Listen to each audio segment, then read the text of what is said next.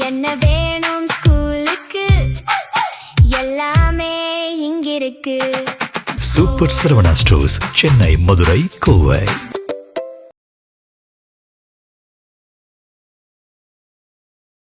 வணக்கம், எப்படி இருக்கீங்க? நல்லா இருக்காங்க. ஆட்சியெல்லாம் எப்படி சார் போயிட்டுருக்கு? நல்லா போயிட்டுருக்கு அப்படின்னு நீங்கள் தான் சொல்கிறீங்க அப்படிங்கிற மாதிரி எதிர்கட்சி சொல்கிறாங்க. அவங்கள அடையாளமே இல்லாமல் போயிடுவாங்க தமிழ்நாட்டில். அந்த ரெட்டலை தான் இன்றைக்கி காப்பாற்றிட்டு இருக்கு. அந்த சின்ன இல்லாமல் எடப்பாடியாலேயோ இல்லை அதிமுகன்னு சொல்லக்கூடிய யாராலையும் ஒரு சீட்டு ஜெயிக்க முடியுமா தமிழ்நாட்டில்? நேற்று 18 ஆர்டிஸ்க்கு காணா போச்சு, அதையும் சேர்த்து சொல்லுங்கள் சார். அதுதான் சார், ஆர்டிக்ஸ் நேற்று காணா போல. நீங்கள் தப்பு பண்ணுறீங்க. செய்தியில் சொல்லி இல்லை இன்னைக்கு எடப்பாடி முதலமைச்சர் ஆகட்டும், நான் வந்து இருக்கக்கூடிய எம்எல்ஏக்கெல்லாம் உங்களுக்கு ஆதரவு கொடுக்குறேன், விஜய் வரக்கூடாதுன்னு சொல்லி அவ்வளோ கீழ்த்தரமான ஒரு அரசியல் நடத்தக்கூடிய அந்த ஸ்டாலின் அவர்கள் முதலமைச்சர் ஆனபோது எடப்பாடி எதிர்கட்சி தலைவராட்சி சந்திச்சாரா? இல்ல வேற கட்சி தலைவர் சந்திச்சாரா? அப்போ தமிழ்நாட்டினுடைய முதலமைச்சர் எடப்பாடி பழனிசாமி அவர்களை சந்திக்காத பிரச்சனை கிடையாது. அதிமுகவினுடைய பொதுச்செயலாளர் எடப்பாடி பழனிசாமி அவர்களை சந்திக்காம சிவி சந்திக்கணும். அதுதான் செந்தில் பாலாஜியுடைய உறவினருக்கு தான் எல்லா கான்ட்ராக்டும் கொடுத்துருக்காங்க. அதுல மிகப்பெரிய ஊழல் நடந்திருக்கு. அது கைக்கு வந்துச்சுன்னு சொன்னா இவங்க எல்லாருமே சிறைக்கு போயிடுவாங்கன்றதுனால 17ஆம் தேதிக்கு முன்னாடியே அதை வந்து திருடிட்டாங்க. தன்மானம் இருக்கு இல்லைங்க, எதுவுமே பேசவே இல்லையா? அவங்க வாய் திறந்து பேசலையா? தன்மானம் இருக்குல்ல, தன்மானத்தை விட்டுட்டு அரசியல் பண்ண முடியாதுல்ல. தன்மானத்தை விட்டுட்டு அரசியலோ ஆட்சியோ அதிகாரமோ வேண்டும் சொல்லக்கூடிய இயக்கம் தாவேக்காவோ தலைவரோ இல்லை. அதனால நம்ம வாங்கல. அதுல என்ன தவறு இருக்கு? என்ன சார் தவறு இருக்கு? புரோட்டோகால் பத்தி பேசுறேன். என்ன புரோட்டோகால் உங்களுக்கு தெரியும்? உங்களுக்கு என்ன தெரியும்? கொசு வலை கொடுக்கறதுக்கு வந்து கொசு கொடுக்குறேன்னு சொல்லி சொன்னவங்க இந்த அம்மாக்கு பேச தெரியுமா? 10 நிமிஷம்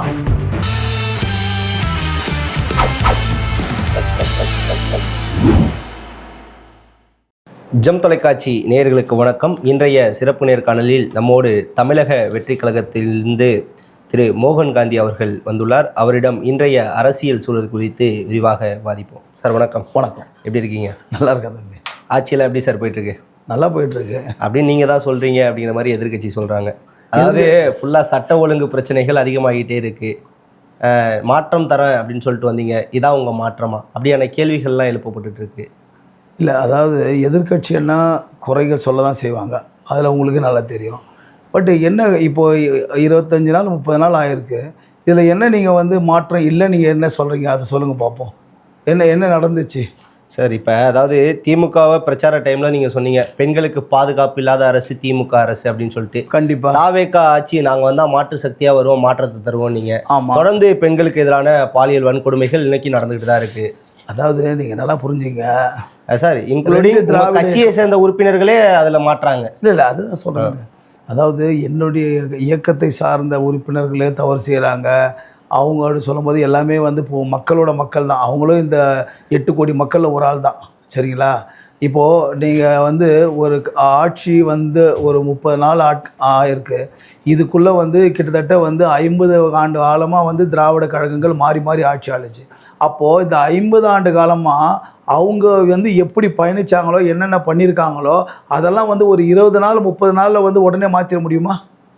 நீங்கள் யோசனை பண்ணி பாருங்கள். இப்போது இன்றைக்கி ஒரு தவறு நடக்குது அப்படின்னு சொன்னால், இதே வந்து ஒரு 6 மாதமோ இல்லை வந்து 1 வருஷமோ ஆட்சி வந்து நீடித்த பிறகு ஒரு தவறு நடக்குதுன்னா அதை ஏன் நீங்கள் கவனிக்கலைன்னு சொல்லி கேட்டால் அதுக்கு நான் பதில் சொல்லலாம்.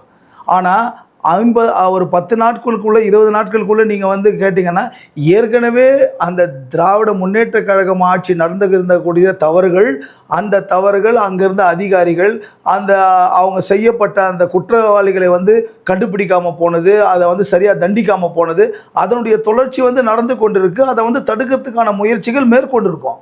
அதை நீங்கள் வந்து ஒரு ப்ரீத்திங் அவர் கூட கொடுக்காம 10 நாளில் என்னங்க நீங்கள் வந்து நடந்துச்சு அப்படின்னு சொன்னால் அது என்ன நியாயம்? இந்த கேள்வி எப்படி கேட்கறதுல என்ன நியாயம் இருக்கா சொல்லுங்கள் பார்ப்போம்.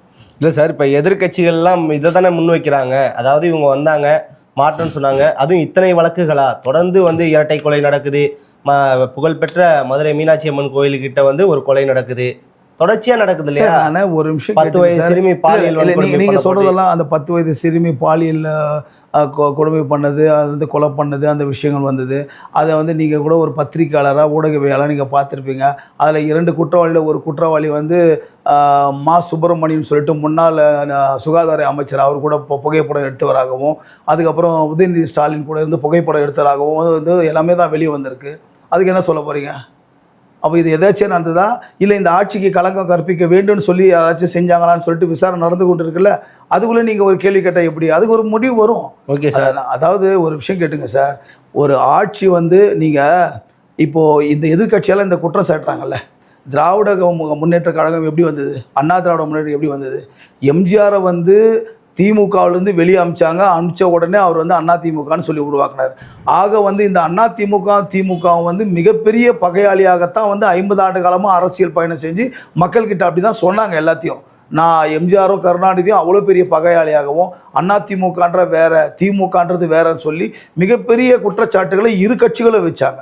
அதை மக்கள் நம்பினாங்க. ஆனால் அது எல்லாம் போய் 2 பேரும் ஒரே குட்டையில் உள்ள மட்டைன்றதுனால 3வது ஒருத்தர் வந்து ஆட்சிக்கு வந்துடக்கூடாதுன்னு சொல்லிட்டு, அதாவது திமுகவுடைய ஆதரவோடு அண்ணா திமுக எடப்பாடி முதலமைச்சர் ஆக்கலாமா, இல்லைன்னா தலித் என்ற முறையில் வந்து ஒரு ஜெனரல் கேண்டிடேட்டாக வந்து திருமாவளவனை வச்சு திமுகவும் அண்ணா திமுக 2 எம்எல்ஏ வச்சிருக்க திருமாவளவனை முதலமைச்சர் ஆக்கலாமா, ஆக விஜய் அவர்கள் முதலமைச்சர் ஆகக்கூடாது என்பதற்காக அவ்வளோ பெரிய பகையை விட்டுட்டு நீங்கள் வந்து ஆதரவு கொடுக்கலாம். அதாவது இன்னும் ரொம்ப கேவலமாக சொல்ல போனால், நீங்கள் வந்து கருணாநிதி அவர்கள் வந்து 5 முறை முதலமைச்சர், அவர் வந்து இறந்துட்டார், அவருக்கு வந்து கடற்கரை ஓரத்தில் இடம் போகணும்னு சொல்லிட்டு, எடப்பாடி அவர்கள் முதலமைச்சராக இருக்கும்போது ஸ்டாலின் எதிர்க்கட்சி தலைவர் நேராக போய் கேட்குறார் அவர்கிட்ட. ஆனால் மறுக்கப்பட்டு உடனே நீதிமன்றம் போகிறாங்க, தீர்ப்பு வாங்கி தான் அவருக்கு வந்து கடற்கரை ஓரத்தில் வந்து அவருக்கு வந்து உறக்கிறதுக்கு வந்து இடம் கிடைச்சிது. இது உண்மையா பொய்யா? உண்மைதானே. தன்னுடைய கண்ணீர் விட்டு அழுதாரு. தன்னுடைய தந்தைக்கு வந்து இடம் மறுத்த ஒரு இயக்கம் ஒரு தலைமை கிட்ட போய் அந்த தலைமை வந்து ஆட்சி ஆளட்டும், நாங்க ஆதரவு கொடுக்குறோம் சொல்லிட்டு இவங்க பேசுறாங்க. அதை திருமாவளவன் அவர்கள் நிறைய பேட்டியில் சொல்லியிருக்காரு. அதுக்கப்புறம் வந்து வி.சி. சண்முகம் சொல்லிட்டு அதிமுக முன்னாள் அமைச்சர் சொல்லியிருக்காரு. இதெல்லாம் வந்து தெளிவாக தெரியும்போது, அப்போ எவ்வளவு பெரிய ஒரு கீழ்த்தரமான ஒரு அரசியல்வாதிகள், இவர்களை நம்பி எப்படி தமிழக மக்கள் பயணிக்க முடியும், இவர்கள் எப்படி தமிழகத்தை காப்பாற்றுவாங்க? யோசனை பண்ணி பாருங்க. Okay sir. இன்னொரு அதாவது தமிழ்நாட்டினுடைய முதலமைச்சர் திரு ஜோசப் விஜய் அவர்கள் முதலமைச்சராக பதவியேற்ற பிறகு எல்லா கட்சி தலைவர்களையும் சந்தித்தார். குறிப்பாக முன்னாள் முதலமைச்சர் மு.க. ஸ்டாலினை போய் சந்தித்தார், வைகோ அவர்களை சந்தித்தார், அன்புமணியை சந்தித்தார், சீமான் அவர்களை சந்தித்தார். ஆனால் அதிமுகவோட பொதுச்செயலாளர் எடப்பாடி பழனிசாமியை சந்திக்காமல் சி.வி. சண்முகத்தை போய் சந்தித்தார். இது ஒரு பெரும் குற்றச்சாட்டாகவே இல்லை. அது வந்து ஒரு விஷயம் கேட்டுங்க, குற்றச்சாட்டெல்லாம் கிடையாது, நல்லா புரிஞ்சுங்க. இன்றைக்கு தமிழகத்தினுடைய முதலமைச்சர் அவர்கள், மாண்புமிகு முதலமைச்சர் விஜய் அவர்கள் இது போன்ற வந்து எல்லா தலைவரையும் போய் சந்தித்தார். நீங்கள் பட்டியலிட்டு காட்டினீங்கல்ல, எடப்பாடியை மட்டும் சந்திக்கல சொன்னீங்கல்ல. இதற்கு முன்னால் இருந்த முதல்வர்கள் யாராவது முதலமைச்சர் பதவி ஏற்ற பிறகு எல்லா தலைவர்களும் சென்று சந்தித்தது உண்டா? இல்லை சார், நீங்க ஒரு விஷயத்தை மட்டும் நீங்க பூதாகாரமா சொல்றீங்களே. என்னுடைய கேள்விக்கு பதில் சொல்லுங்க. இதற்கு முன்னால் ஸ்டாலின் அவர்கள் முதலமைச்சர், அவர் யாரை போய் சந்திச்சார்? எதிர்கட்சியா இருக்கக்கூடிய எடப்பாடி சந்திச்சாரா? அவர் தான் எதிர்கட்சி. திமுக இன்னைக்கு எடப்பாடி முதலமைச்சர் ஆகட்டும், நான் வந்து இருக்கக்கூடிய எம்எல்ஏக்கெல்லாம் உனக்கு ஆதரவு கொடுக்குறேன், விஜய் வரக்கூடாதுன்னு சொல்லி அவ்வளோ கீழ்த்தரமான ஒரு அரசியல் நடத்தக்கூடிய அந்த ஸ்டாலின் அவர்கள் முதலமைச்சர் ஆனபோது எடப்பாடி எதிர்கட்சி தலைவராட்சி சந்திச்சாரா, இல்லை வேற கட்சி தலைவர் சந்திச்சாரா? அப்போ தமிழ்நாட்டினுடைய முதலமைச்சர் எடப்பாடி பழனிசாமி அவர்களை சந்திக்காத பிரச்சனை கிடையாது. அதிமுகவினுடைய பொதுச்செயலாளர் எடப்பாடி பழனிசாமி அவர்களை சந்திக்காம சி.வி. சண்முகம் சந்திக்கணும். அதுதான் சொல்றேன், கேட்டுங்க சார், தயவுசெய்து சொல்றேன் கேட்டுங்களேன். எல்லாரையும் நம்ம தமிழக முதலமைச்சர் மாண்புமிகு விஜய் அவர்கள் போய் எல்லா எதிர்கட்சி தலைவர்கள், கூட்டணி கட்சியில் இருந்தவங்க, கூட்டணி கட்சி ஆதரவு தராதவங்க, எத்தனை கட்சி தலைவரும் சந்தித்து எடப்பாடியை மட்டும் ஏன் அவர் சந்திக்கவில்லை, சி.வி. சண்முகத்தை போய் சந்தித்தார் சொன்னால், அதிமுகன்ற ஒரு இயக்கம் யார் கையில் இருக்குதுன்றே தெரியாமல் தான் இருக்குது. அது சிதைஞ்சு போன ஒரு இயக்கம், புரியுதுங்களா? அதிமுகவுக்கு நீங்கள் சொல்கிறீங்க கோர்ட்டுடைய உத்தரவுப்படி தான் இன்றைக்கி வந்து எடப்பாடி பழனிசாமி நான் பொதுச் செயலாளர்னு சொல்லிட்டு இருக்காரு. சரிங்களா? அந்த ரெட்டலைன்ற ஒரு சின்ன இல்லைன்னு சொன்னால் அவங்கள அடையாளமே இல்லாமல் போயிடுங்க தமிழ்நாட்டில். அந்த ரெட்டலை தான் இன்றைக்கி காப்பாற்றிட்டு இருக்கு. அந்த சின்ன இல்லாமல் எடப்பாடியாலேயோ இல்லை அதிமுகன்னு சொல்லக்கூடிய யாராலையும் ஒரு சீட்டு ஜெயிக்க முடியுமா தமிழ்நாட்டில்? ஜெயிக்க முடியாது. ஆக எங்களுடைய தலைவருக்கு, மாண்புமிகு முதலமைச்சர்களுக்கு யாரை சந்திக்க வேண்டும் என்று நினைத்தாரோ அவர்களை போய் சந்தித்தார்கள், அவ்வளோதான். நீங்கள் அதனால் வந்து எடப்பாடி ஏன் சந்திக்கலைன்னு சொன்னால் எடப்பாடி சந்திக்கிற அளவுக்கு ஒரு ஆளாக இல்லை, அது தேவையில்லை, அதனால் சந்திக்கலை. அவர் அந்தளவுக்கு ஒருத்தே இல்லாத யார் எப்படி சந்திக்க முடியும்? CV சண்முகம் ஒருத்தர் நினைக்கிறாரு, சந்திச்சாரு, அவ்வளோதான். அதிமுக யாரையோ ஒருத்தர் சந்திச்சார்ல. அதிமுகவில் நீங்கள் தான் சொல்லணும் சார் எடப்பாடி தலைவர்னு சொல்லிட்டு, பொதுச் செயலாளர்னு சொல்லிட்டு. ஆனால் நாங்கள் வந்து எங்கள் தலைமை சொல்லுது இவர் தான் அந்த தலைமைக்கு உரியவர், இவர் தான் மரியாதைக்குரியவர் அப்படின்னு சொன்னார். அவரை போய் சந்திச்சார். இதில் என்ன தவறு இருக்குது? ஆக மொத்தம் அதிமுக யாரையோ ஒருத்தர் சந்திச்சிட்டாருல, அவ்வளோதான். அதை போய் நீங்கள் பெருசாக கேள்வி கேட்குறீங்க. எடப்பாடியை போய் சந்திக்கிற அளவுக்கு அவர் வந்து அந்த அந்த தகுதி எடப்பாடிக்கு இல்லை. ஓகே சார், அப்படிதான் சொல்ல முடியும். அதாவது சார் இப்போ அதாவது இவர் சந்தித்த பிறகு பெரிய சர்ச்சைகள்லாம் கிளம்பப்பட்டுச்சு. என்ன சர்ச்சை? என்னது? குதிரை பேரம் நடக்குது. எங்க நடந்தது? புஷ்பா பட பாணியில சோபா செட்டு போகுது. சார் எதிர்கட்சி தலைவர் சட்டமன்றத்திலே பேசுறாரு. என்ன சொல்றாரு சார்? எதிர்கட்சி தலைவர் பேசினாரு சட்டமன்றத்தில், அது ஒரு நல்ல பேச்சா சார்? நீங்க மனசாட்சியோடு தொட்டு சொல்லுங்க. அவர் என்ன சொல்கிறாரு? எதிர்கட்சி தலைவர் முதல்ல பேசும்போது உதயநிதி ஸ்டாலின் அவர்கள் பேசும்போது என்ன சொல்கிறாரு? நாங்கள் தான் சீனியரு, அரசியலுக்கு நாங்கள் தான் சீனியரு, நீங்கள் எல்லாம் ஜூனியரு, நாங்கள் வந்து அன்றைக்கே வந்து 1974 வந்து ஆட்சிக்கு வந்துட்டோம், நாங்கள் அரசியலை பார்த்துட்டோம் அப்படின்னு சொல்கிறாரு. அன்னைய சூழ்நிலையில் எங்களுடைய முதலமைச்சராக இன்றைக்கு இருக்கக்கூடிய தளபதி விஜய் அவர்கள் அன்றைக்கு இருந்து அன்றைக்கு அரசியல் ஆரம்பித்து அன்றைக்கு மக்களை சந்தித்தாருன்னு சொன்னால், அப்போது நீங்கள் இப்போ வந்து ஒரு வேளை வந்து அன்னிலிருந்து நீங்கள் இருக்கிறீங்க, ஆனால் நாங்கள் தான் சீனியருங்க, உங்களால் இன்றைக்கி தாங்க வந்து வர முடியல. 3 வருஷம் ஆச்சு கட்சி ஆரம்பித்து, மக்களை சந்திக்கிறாரு, அமோகமான வெற்றி, 108 சட்டமன்ற உறுப்பினர் வாங்குறாங்க, வெற்றி அடைஞ்சு அவர் தேர்தலை சந்தித்த முதல் தேர்தலே வந்து அசம்பிளியில் வந்து முதலமைச்சராக அமர்றாரு. அவர்கிட்ட போய் நாங்கள் தான் சீனியர்னா, ஒரு முதலமைச்சர் அவர்கள் அவர் பேச்சை கேட்டுக்கொண்டு அந்த ஒரு அவைக்கு, அந்த மாண்புக்கு களங்கம் கற்பிக்க கூடாது என்பதற்காக மிக அமைதியாக ஒரு அழகான முறையில், தன்மையான முறையில், தெளிவான முறையில் அதை வந்து எல்லாத்தையும் தவிர்த்து சிலருக்கு மட்டும் பதில் சொல்லிட்டு வெளியே வந்தார். ஆனால் அதே மோகன் காந்தி ஆகிய நான் அந்த இடத்துல இருந்திருந்தாலோ, அந்த சட்டமன்றத்துக்குள்ளே இருந்திருந்தாலோ, ஆமாப்பா நீங்கள் தான்ப்பா சீனியரு, அதில் மாட்டு கருத்து இல்லை, பெண்கள் கற்பழிக்கிற மாதிரி ஆடக்கூடிய ஒரு ஆட்சி நடத்தக்கூடிய நீங்கள் தான் சீனியரு, கொள்ளடிக்கிறதுல நீங்கள் தான் சீனியரு, மக்களை ஏமாத்துறது நீங்கள் தான் சீனியரு, விஞ்ஞான ஊழலில் நீங்கள் தான் சீனியரு அப்படின்னு நான் பட்டியலிட்டு போட்டு காட்டியிருப்பேன். ஆனால் அதெல்லாம் விஜய் அவர்கள், மாண்புமிகு முதலமைச்சர் அவர்கள் தவிர்த்து அழகா பொலிட்டா குதிரை பேரம் சொல்லும் போது கூட என்ன சார் சொன்னாரு? குதிரை பேரம் அரசியல் சொன்னார். எவ்வளவு அழகா சொல்லியிருக்காரு சார். நான் என்ன கேட்கிறேன், எங்க உங்களுக்கு குதிரை பேரம் நடந்தது நீங்க அதை சொல்லுங்க. இப்போ குதிரை பேரம் என்ற ஒரு விஷயத்த பிஜேபி தான் வந்து இந்தியாவில் இருக்கக்கூடிய பல மாநிலங்களை நடத்தி இருக்காங்கன்றது தெல்ல தெளிவா எல்லாருக்கும் தெரியும். பத்திரிகையாளர்கள், ஊடகவியலாளர்கள் உங்களுக்கெல்லாம் நல்லா தெரியும். ஆனா இங்க என்ன குதிரை பேரம் நடந்தது? விடுதலை சிறுத்தை அவர்கள் ஆதரவு தந்தாங்க, அவங்க 2 சட்டமன்ற உறுப்பினர் வச்சுருக்காங்க, ஒருத்தர் வந்து மந்திரியாக வந்து உள்ளவே இன்றைக்கி வந்து ஆட்சியிலே வந்து பங்கு எடுத்துட்டாங்க, அவங்க மந்திரி கொடுத்தாச்சு. 5 சட்டமன்ற உறுப்பினர்கள் காங்கிரஸ் கட்சி, அவங்களுக்கு 2 மந்திரி கொடுத்தாச்சு. அதை கம்யூனிஸ்ட் வெளியிருந்து ஆதரவு கொடுக்குறாங்க, வலது கம்யூனிஸ்ட், இடது கம்யூனிஸ்ட். இதில் எங்கே குதிரை பேரம் நடக்கக்கூடிய வாய்ப்பு இருக்குது? இது தேவையில்லாமல் சட்டமன்றத்தில் திமுகவுடைய அவர்கள் வந்து, அதாவது முதல்ல வந்து என்ன முடிவு பண்ணாங்கன்னா, எப்படியோ விஜய் அவர்கள் வந்து முதலமைச்சர் அமரக்கூடாது, ஆக நமக்கு எதிரின்னு சொல்லக்கூடிய, அதுவும் பங்காளி எதிரினா சாதா எதிரி கிடையாது, சரித்திர எதிரியாக இருக்கக்கூடிய எடப்பாடியை கூட முதலமைச்சராக ஆக்கிட்டு நம்ம அவங்களுக்கு ஆதரவு கொடுக்கலாம். அப்படி எடப்பாடியை ஆக்க முடியலையா, விடுதலை சிறுத்தையை வந்து தலைவரை முதலமைச்சர் ஆகிட்டு 2 பேரும் ஆதரவு கொடுக்கலாம்.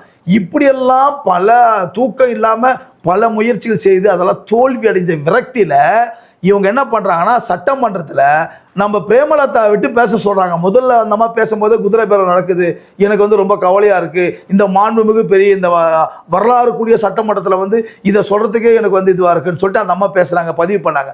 எங்கே குதிரை பேரம் நடக்குது? இதெல்லாம் இவங்க எங்க நடந்தது? யார் வாங்கினுடைய பொதுச் செயலாளர் பிரேமலதா விஜயகாந்த் அவர்கள் 2 நாட்களுக்கு முன்னாடி சொல்றாங்க, எல்லாரும் அமைச்சர் சீட்டுக்காக ஓடுறாங்க, நாம மட்டும் ஓகேன்னு சொல்லியிருந்தா விஜய் அவர்கள் நேரில் சந்திச்சு எங்களை துணை முதல்வர் ஆக்கியிருப்பாங்க. ஒரு சீட்டு வச்சிருக்கவங்களுக்கு துணை முதல்வர் என்ன சொல்லலாம்? அதாவது பிரேமலதா அவர்கள், விஜய் அவர்கள் நான் நேரில் சந்திச்சிருந்தா துணை முதல்வர் ஆக்கியிருப்பார் அப்படின்னு கூட சொல்லுவாங்க. மனுஷனுக்கு ஆசை யார் விட்டது? அந்த அம்மா அதை கூட சொல்கிற வேணாம். நான் நேரில் சந்திச்சிருந்தா அண்ணி நீங்களே முதலமைச்சராக இருங்க, நான் ஓரமாக உக்காந்துக்கிறேன்னு விஜய் சொல்லியிருப்பாரு கூட சொல்லுவாங்க. அதுக்கெல்லாம் நம்ம பதில் சொல்ல முடியுமா? இல்ல அவங்களுடைய ஆசைக்கெல்லாம் நம்ம பதில் சொல்ல முடியும். இல்ல அவங்க ஓகே சொன்னா விஜய் அவர்களே நேர்ல போய் அழைச்சிட்டு ஆமா ஆமாங்க, அது ஆசைக்கெல்லாம் பதில் சொல்ல முடியாது. நேர்லயே போயிடுவார் விஜய் அவர்கள். மாண்புமிகு முதலமைச்சர் நேராக போயிட்டு நீங்கள் வந்து ஒரே எம்எல்ஏ வச்சுருக்கீங்க, நீங்கள் ஒரே ஒருத்தர் தான் எம்எல்ஏ, நீங்கள் தான் தகுதி, நீங்கள் முதலமைச்சர் இருங்க. நான் ஓனா அசம்பிளியில் மக்கள் எனக்கு வந்து 108 பேர் சட்டமன்ற உறுப்பினர் ஓட்டு போட்டு நான் ஆட்சியாளர் சொல்லியிருக்காங்க, நான் ஓனா மக்கள்கிட்ட சொல்லிட்டு ஓரமாக உட்காந்து சொல்லுவார்.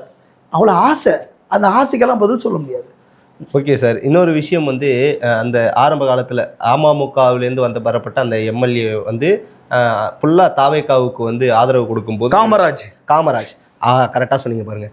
அப்போ என்ன சொன்னாங்கன்னா காமராஜர் ஆட்சி தரேன்னு மன்னார்குடியிலேருந்து காமராஜை கூட்டின்னு வந்து ஆட்சி அமைச்சிருக்காங்க. யார் சொன்னது அப்படின்னு விமர்சனங்கள். யார் அது விமர்சனம்? திமுகவை சார்ந்தவர்கள் தான் சார். திமுகவில் வந்து சார் ஒரு விஷயம் கேட்டுங்க, திமுக வந்து இன்னைக்கு விஜய் அவர்கள் கூட இப்போ வந்து நன்றி அறிவிப்பு கூட்டத்துக்கு போய் மாண்பு முதலமைச்சர் அவர் பேசும்போது இவங்களால வந்து கல்யாணத்தில் போனால் புலம்புறாங்க, கச்சேரியில் போனால் புலம்புறாங்க, கோவிலில் போய் புலம்புறாங்க, 6 மாதம் அமைதியாக இருக்கனாங்க 6 நாளில் புலம்புறாங்க. அப்படினால இவங்களால வந்து அந்த ஆட்சி அதிகாரத்திலிருந்து கைவிட்டு போன உடனே பித்து பிடிச்ச மாதிரி அலையிறாங்க.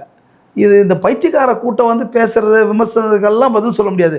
நீங்கள் பாருங்கள், இப்போ பாருங்கள், வந்த உடனே யாரை சஸ்பெண்ட் பண்ண, எங்கே வந்து அரசு போலீஸ் வந்து மக்களுக்கு சரியாக இல்லைன்னு சொல்லி தவறு நடந்தால் உடனே சஸ்பெண்ட். உடனே இந்த நேற்றுக்கு பாருங்கள், கிட்டத்தட்ட 37 இடத்துல வந்து பத்திரப்பதிவுத்துறையில் வந்து எல்லா அலுவலகத்திலையும் வந்து ஃபுல்லாக ரேடு எடுத்து எங்கெங்கே தவறு நடக்குது, 37 லட்சம் ரூபாய் ஏதோ வந்து ரொக்கப்பணத்தை வந்து பிடிச்சிருக்காங்க, எல்லாரையும் வான் பண்ணி இதெல்லாம் சொல்கிறீங்க. நேற்று 18 ஆர்டிஸ்க்கு காணா போச்சு, அதையும் சேர்த்து சொல்லுங்கள் சார். அதை தான் சார், ஆர்டிக்ஸ் நேற்று காணா போல, நீங்கள் தப்பு பண்ணுறீங்க. செய்தியில் சொல்லி இல்லை ஆர்டிக்ஸ் எப்போ காணாம போச்சுன்னா ஈபி தானே சொல்கிறீங்க.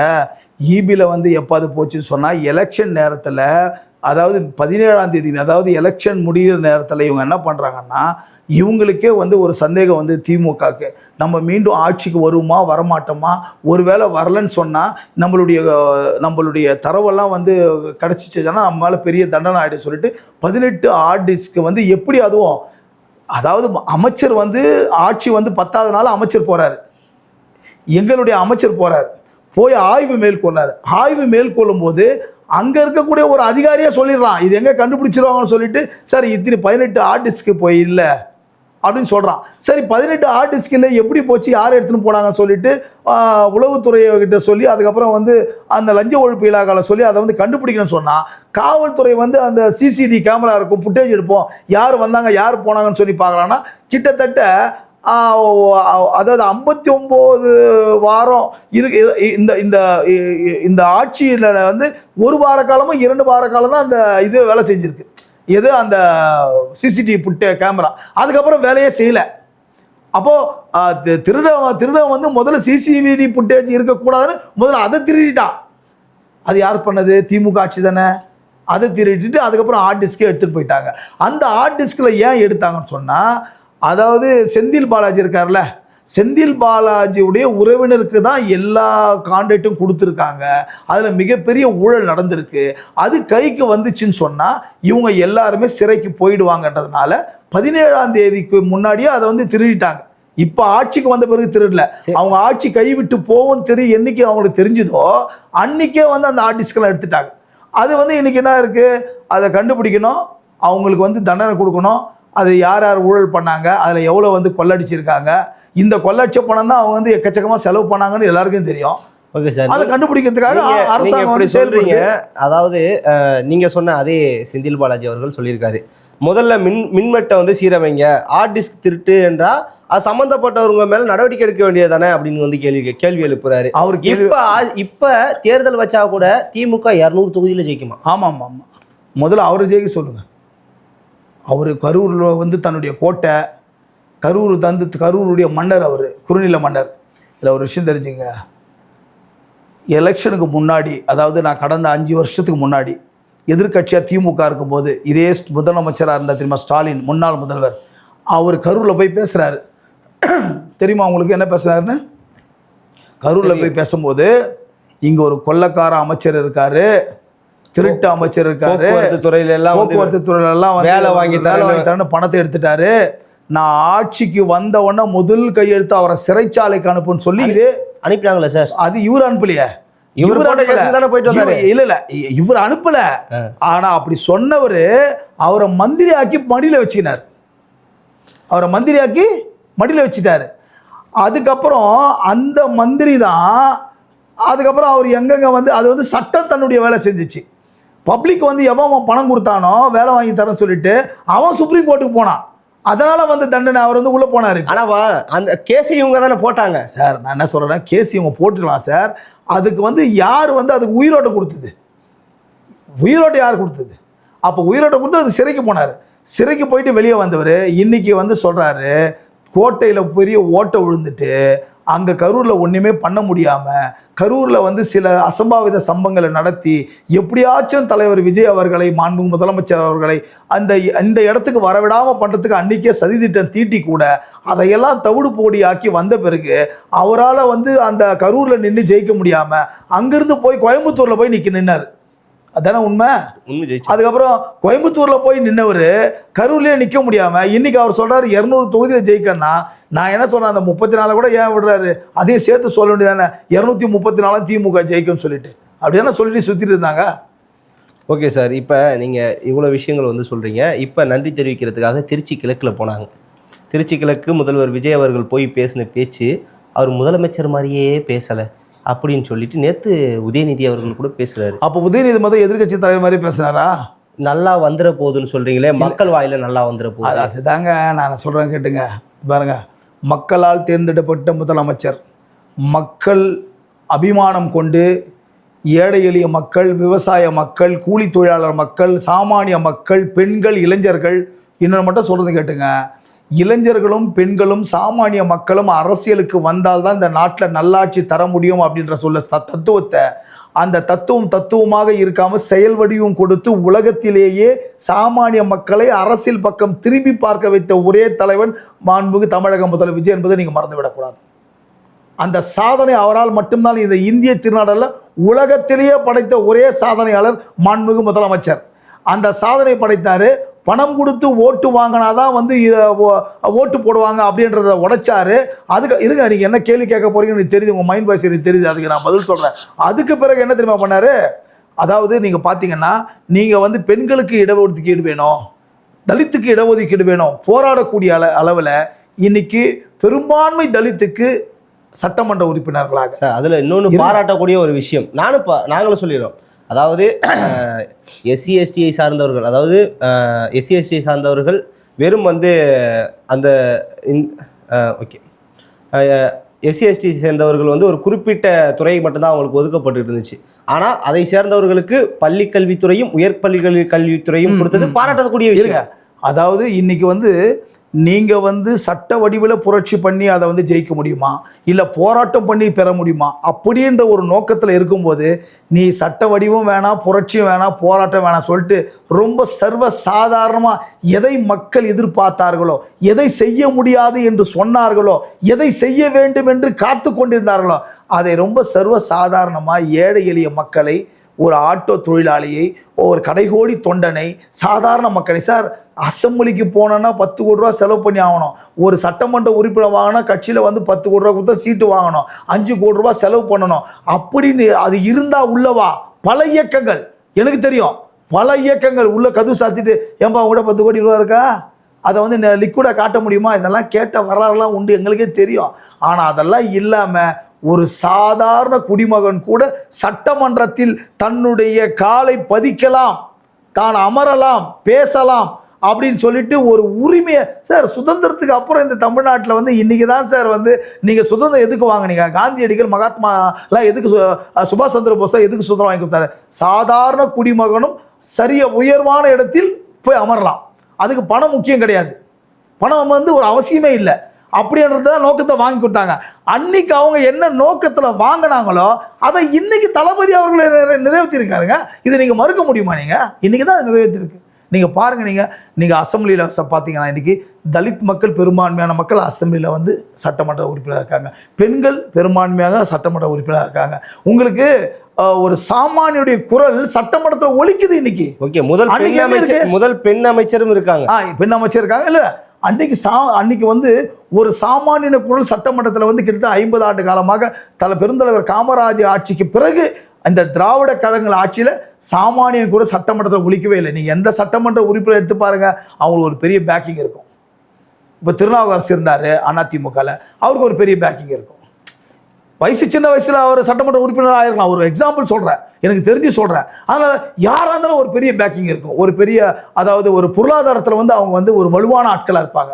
ஆனால் இங்கே இதோ எங்கள் திருவிக நகர் தொகுதி, நான் இருக்கக்கூடிய தொகுதியுடைய சட்டமன்ற உறுப்பினர் பல்லவி அவர்கள், திருமதி பல்லவர்கள் எந்த விதமான பெரிய பொருளாதார பின்பலமும் அதே பக்கத்தில் எழும்பூர் சட்டமன்ற உறுப்பினர் சொல்லலாம் 2 கோடியால் சார். அதாவது ஒரு விஷயம் கேட்டுங்க, நீங்கள் வந்து எந்த ஒரு விஷயமா இருந்தாலும் இப்போது நான் என்ன சொல்கிறேன்னா, இப்போ ஆதவ அர்ஜுனா இருக்கார், அவர் வந்து பெரிய பணபலம் உள்ளவர் தான். அதை வந்து இன்னும் சொல்கிறாரு. அதாவது எங்களுடைய இன்றைக்கு வந்து 90% சட்டமன்ற உறுப்பினர்கள் பணம் பலம் இல்லாதவர்கள், 10% சட்டமன்ற உறுப்பினர் பணபலம் உள்ளவர்களாக இருந்தார்கள். ஆனால் நீங்கள் திமுகலையோ அதிமுகலையோ எந்த இயக்கத்துக்கு போனாலும் 100% வந்து பணபலம் இருந்தால் மட்டும்தான் சட்டமன்ற உறுப்பினர் ஆக முடியும். ஓகே சார், அது உண்மையா பொய்யா நீங்கள் சொல்லுங்கள். இப்படியெல்லாம் சிக்கல்ல மாட்டி விடுவோம். இல்லை, நீங்கள் சொல்லி தானே ஆகணும். பொதுமக்கள் உங்களுடைய கருத்தையும் கேட்கணும். இல்லை, நானே பேசியிருந்தா எப்படி? ஓகே சார், இப்போ உங்களுடைய சட்டமன்ற தொகுதிக்கே வரலாம். நேற்று தினம் திருவிக நகர் சட்டமன்ற தொகுதியில் மேயர் பிரியா அவர்களுக்கும் உங்கள் தொகுதியுடைய எம்எல்ஏ எம்ஆர் பல்லவி அவர்களுக்கும் ஒரு சின்ன ஒரு மனக்கசப்பு நடந்துச்சு. அவங்க வந்து மேயர் அவர்கள் சொல்கிறாங்க, புரோட்டோக்கால் விதிப்படி தான் நாங்கள் பண்ணோம், அவங்களுக்கு பாவம் புரோட்டோக்காலே தெரில அப்படிலாம் கொஸ்டின் பண்ணாங்க. இதை எப்படி பார்க்குறேன் சார்? நான் உங்களை கேட்குறேன், புரோட்டோக்கால் வந்து தெரியலன்னு சொல்லிட்டு மேயர் பிரியா சொன்னாங்களே, அது கரெக்டா? முதல்ல அவங்களுக்கு தெரியுதா புரோட்டோக்கால் அந்த அம்மா பேசிட்டாங்க. புரோட்டோக்கால்னால் என்ன? அதாவது உங்களுக்கு இந்த நான் சொல்கிறது வந்து அந்த வெள்ளைக்கார ஆட்சி ஆண்டுதாங்கல்ல, அந்த அன்னைக்கு இருந்த அரசியல் அமைப்பு சட்டத்தின்படியும், அதற்கு பிறகு சுதந்திரம் வந்த பிறகு இருக்கக்கூடிய இன்றைக்கு இருக்கக்கூடிய அரசியலமைப்பு சட்டப்படியும் மக்களால் தேர்ந்தெடுக்கப்பட்ட பிரதிநிதியாகிய சட்டமன்ற உறுப்பினருக்கு தான் முதலிடம்.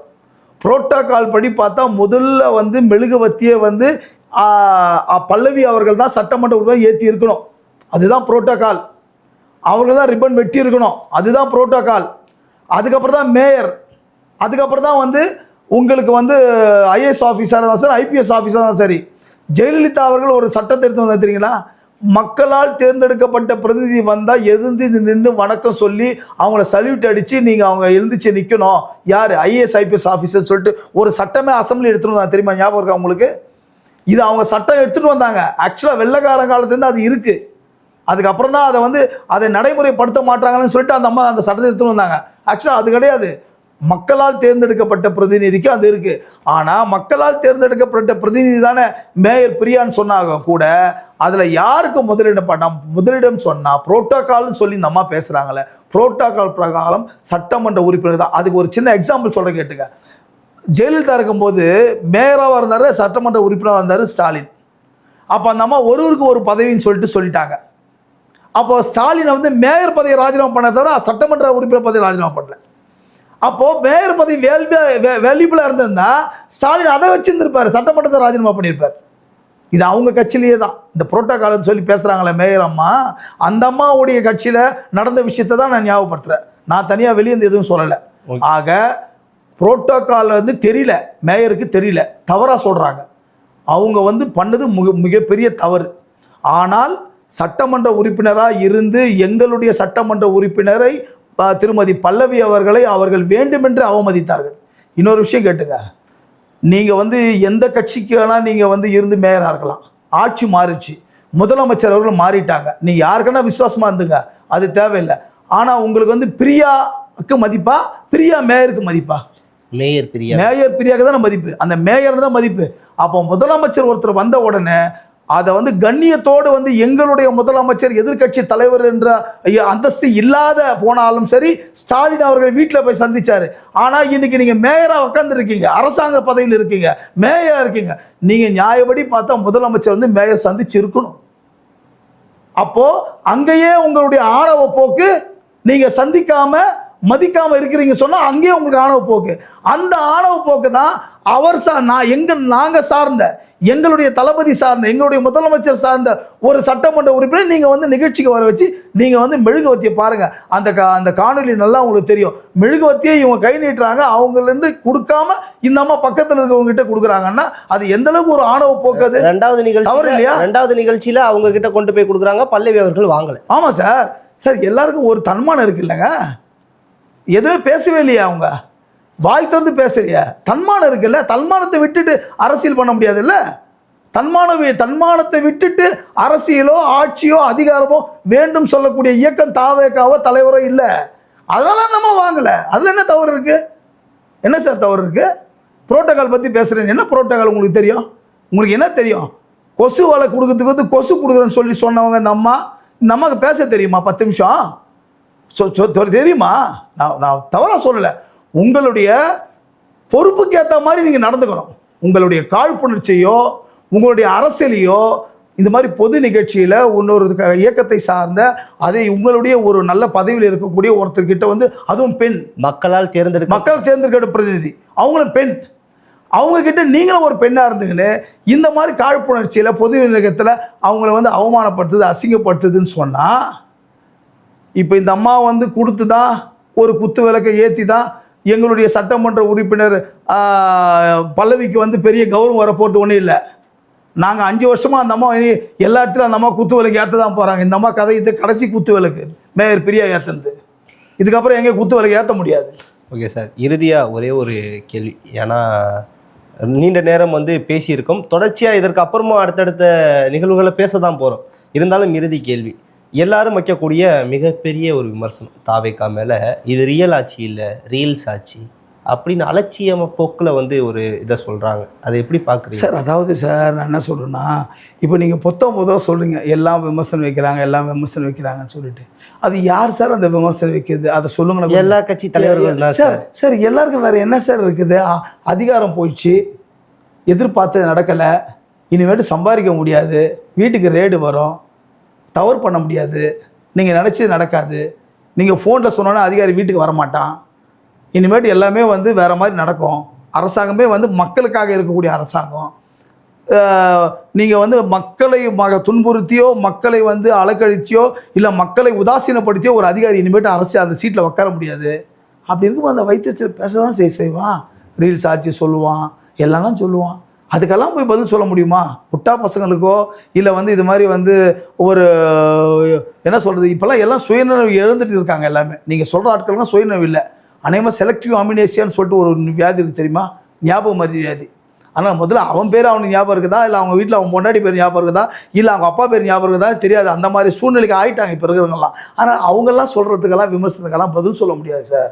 பதில் சொன்னால் நல்லா இருக்காது. நம்ம டிவி எப்படிப்பட்ட டிவி, மக்கள்லாம் அவ்வளோ பேர் லட்சக்கணக்கான பார்க்கக்கூடிய ஒரு தொலைக்காட்சி, கோடிக்கணக்கான மக்கள் நம்மளுக்கு இதில் இருக்காங்க. அவங்கெல்லாம் இதெல்லாம் பார்த்து இதெல்லாம் ஒரு கேள்வின்னு கேட்குறாரு அந்த தம்பி, இதுக்கு போய் பதில் சொல்கிறாருன்னு சொல்லி அவங்க நினச்சிடக்கூடாது இல்லை. ஆனால் நீங்கள் கேள்வி அது மாதிரி கேட்கக்கூடாது சார். நான் கேட்கல, இதே தான் சொல்கிறாரு உதயநிதி. நேற்று இன்னொன்று சொன்னார். என்ன சொன்னார்? நம்ம வந்து ஊராக போயிட்டு ஓட்டு கேட்டோம், ஆனால் நம்ம வீட்டுக்குள்ளே ஓட்டு கேட்க மறந்துட்டோம். சார் முதல்ல உதயநிதிக்கு ஒன்று சொல்கிறேன் கேட்டுங்க. அவர் வந்து எங்கே இந்த இயக்கம் வந்து உங்களுடைய 75 ஆண்டு கால வரலாறு படைத்த இயக்கம் எங்கே தோல்வி அடைஞ்சு, பவள விழா இயக்கம்ல, அது எங்கே தோல்வி அடைஞ்சு சொன்னால் ஒரு சாதாரண ஒன்றும் இல்லை. நீங்கள் கூட இந்த நிறைய பத்திரிகையில் வாட்ஸ்அப் இதெல்லாம் வந்துருக்கு. என்னென்னா ஒரு பூத்தில் மொத்தம் பூத் கமிட்டி இருந்தது எப்படி தெரியுமா? ஒரு கட்சிக்கார ஒரு 5 பேரை பூத் கமிட்டியில் வச்சான்னா அந்த 5 பேருக்கும் பூத் கமிட்டியில் உட்காரவனுக்கு பணம் கொடுப்பான், கண்டிப்பாக சாப்பாடு கொடுப்பான், பிரியாணி வரும், ஒரு 500 ரூபாவோ 200 ரூபாவோ செலவு. ஏன்னா வந்து அந்த நேரத்தை செலவழிக்கிறான்ல, இது லஞ்சங்களை கிடையாது. அது வந்து அவன் செய்கிற வேலைக்கு அந்த பூத் கமிட்டியருக்கு பணம் கண்டிப்பாக வந்து கொடுக்கப்படும். இது ஓட்டுக்கு பணம் கொடுக்குறது கூட கிடையாது. இது பூத்தில் வேலை செய்கிறான்ல, அவன் உள்ளே உக்காண்டிருக்கான் அன்றைக்கி முழுக்க, அவனுக்கு 500 ரூபா பணம். நான் சொல்கிறது கம்மி, அது வேறு விஷயம். அது 2000 3000 கொடுப்பாங்க, அது கட்சிக்கு தகுந்த மாதிரி. நான் ஒரு பொதுவாக சொல்கிறேன். அப்போது அந்த மாதிரி பூத்து கமிட்டியில் வந்து பணம் வாங்கின்னு வக்காந்தான் இல்லையா, அவனே ஓட்டு போடல சார். அந்த பூத்தில் எண்ணி எடுத்து பார்த்தா பூத் கமிட்டியில் திமுக உக்காந்தானே, அவனே வந்து உதயசீனுக்கு ஓட்டு போடல, விசிலுக்கு ஓட்டு போட்டான். அதுக்கப்புறம் இவர் வந்து பேசுகிறார் பெருசாக, நாங்கள் ஊராக போனோம் அதை போனோம். முதல்ல அதை போய் பார்க்க சொல்லுங்கள் சார். உங்கள் திமுகவில் இருக்கக்கூடிய நிர்வாகிகள் பூத் கமிட்டியில் இருக்கிறவங்களே விசிலுக்கு ஓட்டு போட்டான் சார். அந்த அளவில் உங்கள் மேலே வெறுப்பில் இருக்கான். நீங்கள் ஒழிஞ்சா போதும்னு சொல்லியிருக்கான். அதுதானே முறை சார். உங்கள் கூட இருந்தே ஒருத்தன் வந்து உங்களுக்கு ஓட்டு போடலான்னு என்ன சார் நியாயம்? உங்ககிட்ட காசு வாங்கிக்கின்னு நீங்கள் கொடுத்த பிரியாணி வாங்கி சாப்பிட்டுட்டு பூத்து கமிட்டியில் உட்காந்துட்டு உங்களுக்கே ஓட்டு போடலையா? அப்போ என்ன கதை? இவன் ஒழிஞ்சா போதுன்னான் இருக்கான். அப்புறம் முதல்ல அதை பார்க்க சொல்லுங்கள் அவரை. அதை பார்க்கறத விட்டுட்டு நாங்கள் ஊராக போனோம் வசனம்லாம் பேச வேணான்னு சொல்லுங்கள். அவர் பேசுகிற வசனத்தெல்லாம் யாரும் கேட்க மாட்டாங்க. புரியுதுங்களா? மக்களுடைய மனநிலைமை வேறு மாதிரி இருக்குது. அவரே சொல்கிறாரு, ஏன்டா ஓட்டு போட்டோன்னு மக்கள் ஆகிட்டாங்க, ஏன்டா என்ன இதெல்லாம் சார். அதாவது திமுக இன்றைக்கு அந்த பதவி என்ற அதிகாரத்தை விட்டு விலக்கப்பட்டதை வந்து மக்கள் வரவேற்கிறார்கள். அதுதான் உண்மை. அப்படிதான் புலம்புவாங்க. என்ன பண்ணுறது, ஆட்சி அதிகாரம் போயிடுச்சு, என்னென்னமோ கனவு காண்டாங்க. அவங்களுடைய இதெல்லாம் இன்வெஸ்ட்மெண்ட்டெல்லாம் ஃபாரின்லலாம் இருந்தது. இப்போ அந்த இன்வெஸ்ட்மெண்ட்லாம் திரும்பி வரப்போகுது. அதெல்லாம் கையை விட்டு போகுது. நிறைய விஷயங்கள் வந்து உங்கள் பொது தளத்தில் வந்துட்டு இருக்கு. அதனால் அப்படி தான் புலம்புவாங்க. அதுக்கெல்லாம் அந்த புலம்புகளுக்கெல்லாம் நம்ம பதில் சொல்ல முடியாது. நல்லாட்சி நடத்துகிறோம், மக்களாட்சி நடத்துகிறோம், மக்களுக்கான ஆட்சி. நிச்சயமாக வந்து இந்த ஆட்சி வந்து 5 ஆண்டு காலம் நிறைவு செய்து மக்களை முழுமையாக என்னென்ன சொன்னாரோ, மாண்புமிகு தமிழக முதல்வர் தளபதி விஜய் அவர்கள் மக்களுக்கு என்ன வாக்குறுதி கொடுத்தாரோ, என்ன சொன்னாரோ, அதை நிச்சயமாக இம்மியளவும் குறையாமல் நிறைவேற்றி இந்த தமிழகத்தை முதல் மாதிரி இருந்து இந்த அதிகார தோரணை, இந்த அதிகாரத்து மக்களை வந்து துன்புறுத்துது, மக்கள்கிட்ட வந்து லஞ்சம் வாங்குறது, மக்களை அலக்கழிக்கிறது, நீங்கள் பட்டாக்கு போனால் காசு, தாசில்தார் ஆஃபீஸ் போனால் காசு 2000 கொடு 3000 கொடுன்னு சொல்லிட்டு மக்களை பிடுங்குறது, மக்களை வஞ்சிக்கிறது, அந்த மாதிரி எந்த விதமான விஷயம் நடக்காமல் ஒரு நல்ல ஒரு ஆட்சியை ஏழை எளிய மக்கள், விவசாய மக்கள் வாழ்வாதாரம் உயரக்கூடிய ஒரு ஆட்சியை தளபதி விஜய் அவர்கள் நடத்தி காட்டுவார். அதன் வழிதான் நடந்துட்டு இருக்கு. அதுதான் இன்னைக்கு எல்லாமே போயிட்டு இருக்கு. நல்லபடியாக போயிட்டு இருக்கு. நல்லா போகும், நல்லாவே இருக்கும், சிறப்பாக இருக்கும். ஓகே சார், உங்கள் சிறப்பான தகவலுக்கு ரொம்ப நன்றி. நன்றி. வணக்கம். என்ன வேணும் ஸ்கூலுக்கு, எல்லாமே இங்கிருக்கு. Super Saravana Stores, Chennai, Madurai, Kovai.